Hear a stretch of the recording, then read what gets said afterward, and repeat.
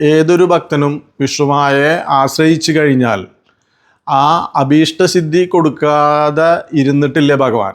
കാരണം ഭഗവാന്റെ സമക്ഷം വന്ന് കൃത്യമായി ആത്മാർത്ഥമായി പ്രാർത്ഥിച്ചിട്ട് ഭഗവാന് നമ്മളാലാവുന്ന അർച്ചന, ഒരു പുഷ്പാഞ്ജലിയെങ്കിലും നമ്മളെ കൊണ്ട് ഭഗവാന്റെ തൃപ്പാദത്തിൽ അർച്ചന ചെയ്യാൻ കഴിഞ്ഞെങ്കിൽ നമ്മളുടേതായ കഷ്ടനഷ്ടങ്ങളെല്ലാം മാറി ഈ ദേവസന്നിധിയിൽ നേരെ വന്ന് നിങ്ങൾ പ്രാർത്ഥിച്ചാൽ നിങ്ങൾക്ക് ഉന്നമനം ഉണ്ടാവുകയും ആ ഉന്നമനത്തിൽ നിന്ന് ഭഗവാൻ അർപ്പിക്കേണ്ടതായിട്ടുള്ള കർമ്മങ്ങൾ ചെയ്താൽ നിങ്ങൾക്ക് നല്ല രീതിയിലുള്ള ഉയർച്ചയും അതുപോലെ തന്നെ കുടുംബവും ബിസിനസ്സും അതുപോലെ തന്നെ നിങ്ങളുടെ പ്രവർത്തന മേഖലകളൊക്കെ ഒരു വെളിച്ചം വീശിക്കൊണ്ട് നല്ല രീതിയിലും ശ്രേഷ്ഠമായ രീതിയിലും എത്തുന്നതാണ്. അതിനധികം പൈസ ചിലവല്ല ആവശ്യം. ഭഗവാന്റെ നേരിൽ വന്ന് ചെറിയൊരു അർച്ചനയുടെ കാര്യം മാത്രമേ ഉള്ളൂ.